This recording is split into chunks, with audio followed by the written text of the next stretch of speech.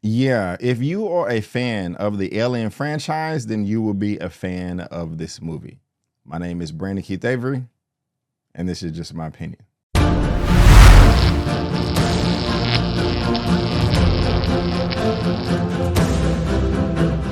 Hey, what's going on, everyone, and welcome back to another episode of Just My Opinion for my Alien Romulus movie review.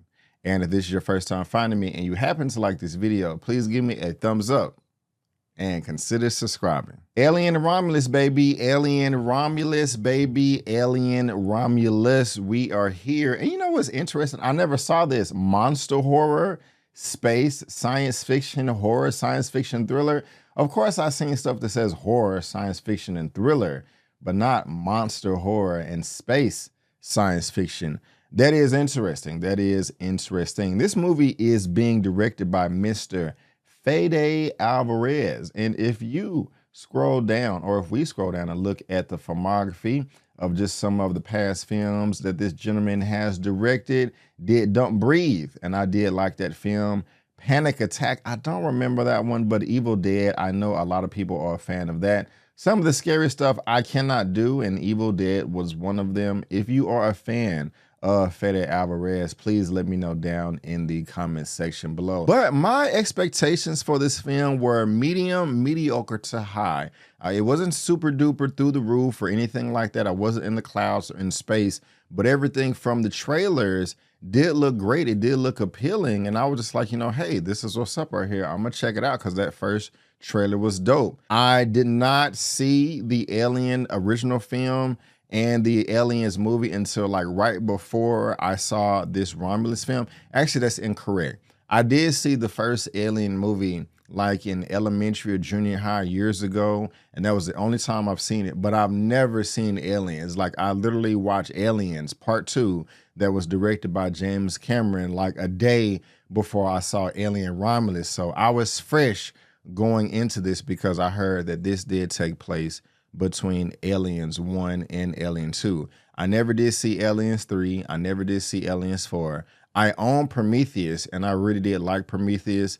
I saw Alien Covenant, but I did not like that film. And I think I've seen all of the Predator movies except for one, even though that necessarily doesn't have to deal with this one. But before the trailer came out, I was like, man, this Alien franchise is dead. But the trailer came out, it looked dope. And so that did, you know, raise my level of anticipation. But before I get into all the nitty gritty, before I talk about all my likes and dislikes, let me tell you exactly what this film is all about. While scavenging the deep ends of a derelict space station, a group of young space colonists come face to face with the most terrifying life form in the universe. All right, guys, the first thing that I actually loved about this film are all of the practical effects. My goodness gracious. And also, I know that they weren't in space. They didn't shoot this movie in space. That will cost billions of dollars to get that accomplished. But no, they didn't do that. But it looked and felt real. Space sometimes in some movies seems like a really fun ride. If you're watching a Marvel Studios film or Star Trek or Star Wars or something like that, it just seems like space is just a fun adventure. But with this film early on, they said no. Space is one of the scariest things imaginable. No one can hear you scream. And that's exactly what they was able to accomplish. That feeling, that level of suspense, especially opening up this movie with all of the effects, especially all of the practical ones. I felt that they built 90 to 95% of everything that you saw in this movie. I'm pretty sure there's a lot more CGI than that. The ratio may be off, but it at least felt that way. And I really did like that. Another thing that I liked about this movie is it goes into with the practical effects as well as how it ties in with the first and second movie. The first movie came out in '79, and I think part 2 came out in '86. Technology has advanced in the past 40 to 45, 50 years. And so with this being 2022, 2023, 2024, when this was shot, produced, edited, and came out, is all of the buttons and knobs and gadgets and computers and desks and everything, is it going to look all fresh and new? Or is it going to look like it was around the same time of '79 and 1986? It looks like it was around that same time. And so that's just a hell of an accomplishment right there for them to infuse this film with the first two movies in this franchise. Great job right there from Fede Alvarez and the whole production team. The next thing that I really did like about this film is the use of sound. A lot of the soundtrack and the scoring and all of the effects was very loud and bombastic. It could scare you at moments of time and make your skin crawl or make your hair on your legs stand up, but also the exact opposite of that, of what they did with silence. That was very, very scary. During moments of this film, it actually felt like the Quiet Place movie. Y'all remember that when everybody saw it in theaters and you can hear a pin drop? That's how I felt, at least in two scenes during this movie. And I was at the edge. I was like, oh my gosh, what's about to happen? This is creepy. I don't like it, but I do love it. I mean, I didn't like the uncomfortable feeling because I didn't want to be scared, but at the same time, I did like it because I was hella entertained. So great job there with all the sound design and mixing. And the next thing that I liked about this film is it is a combination of the first two films, everything that you loved. And what I mean by that is, growing up all my life, I've heard everybody talk about aliens and saying that the first film has to deal with just one alien, and it is a horror film. The second film, Aliens, has to deal with multiple aliens, and it is more of an action and adventure. That is true. After seeing the first two films, again, I can say that 100% that I agree with that. The thing about Romulus is it is a combination of them both. This is not only just a horror movie, but it is also a great action adventure film as well. The action is dope. There was one sequence towards the end of this film that had to do with the alien's blood. I like how they brought that back, that plot point from the first two films, but also gave you something fresh and new. Very, very innovative. They really thought this through and was like, okay, how can we make this look real and get audiences on board with the scene? So a great job with the horror, a great job with the action. And the thing about it is, when it comes to the aliens, in the first two movies, when you're seeing a face hugger, you really don't get to see the humans struggling or fighting with them or running from them. Usually the face huggers just kind of jump off from the screen, side of the screen, hug your face, and then the camera cuts away. Or if you're interacting with a grown xenomorph, you know, it's just a quick shot that kill you. It cuts away, the lights flash on, they flash off. I think in part two, the only time that we got to see aliens in a long sequence was when they was coming into the room and they realized that they was above in the ceiling and the dude stuck his head up there and he saw the aliens crawling.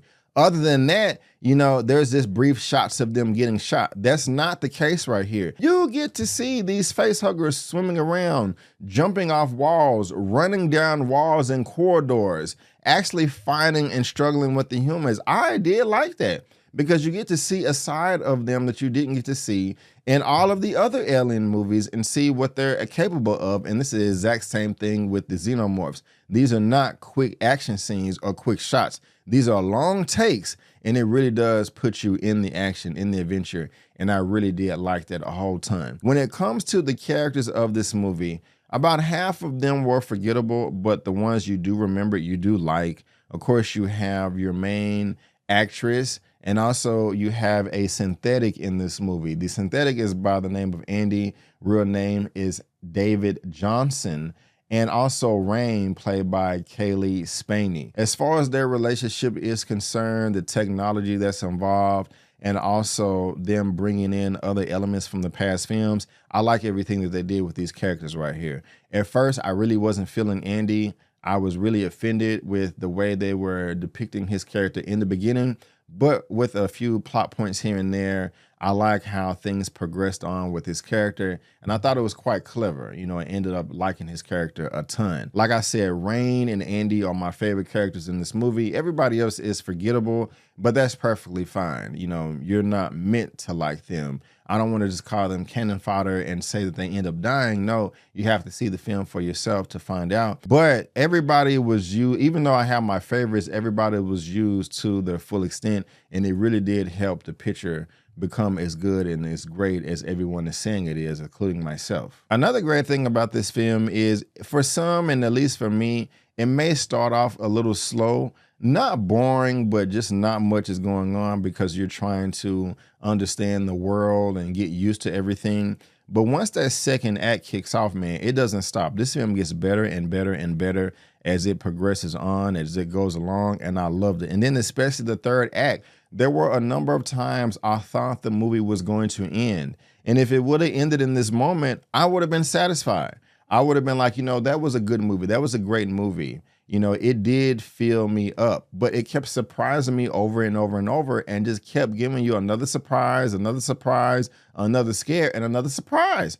I was like, man, they just keep on going, and I'm not mad at it. I'm entertained. It's getting better and better and better. I'm having a hard time trying to remember the last time a movie did do this to where I was satisfied and it just kept going and going and going, but me not feeling oversaturated or like, okay, I was having fun, but you're doing too much now. You need to stop. That wasn't the case. They just swung for the fences and they hit a few home runs with this third act. It was like 3 ending action scenes in one, back to back to back, all towards the very end. And I loved all of them. I mean, it was great. And also, if you saw the first 2 films, you know how greedy the earth can be or America, and how they will value money and profit over human lives. And of course, that's in this film too.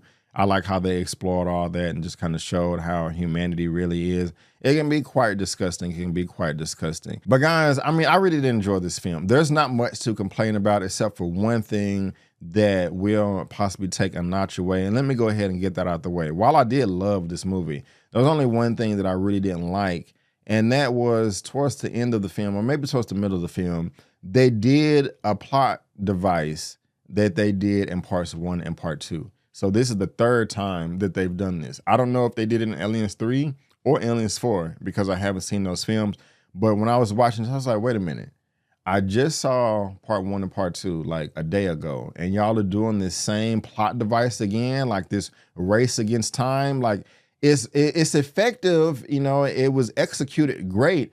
It's just we saw the exact same thing in part 1 and part 2. And that really did grind my gears because as far as that small aspect is concerned, there were, I don't want to say there weren't any stakes, but because it was, but I was just worried about other stuff and that just kind of fell back by the wayside. But other than that, guys, I really did enjoy this film. I feel confident in saying that this is at the very least as good as the first 2 movies. I don't want to say that it's better.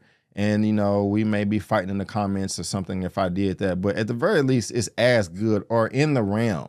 This is a worthy sequel. Fede Alvarez should be very, very happy and proud of himself for being able to put this film together. I'll go ahead and give my rating for this at the very end. But for now, guys, that is just my opinion. And I want to thank you so much for tuning in. If you did enjoy this video, please go ahead and give me a thumbs up and subscribe to the channel, helping me reach my next milestone of 75,000 subscribers. I have a way to get there.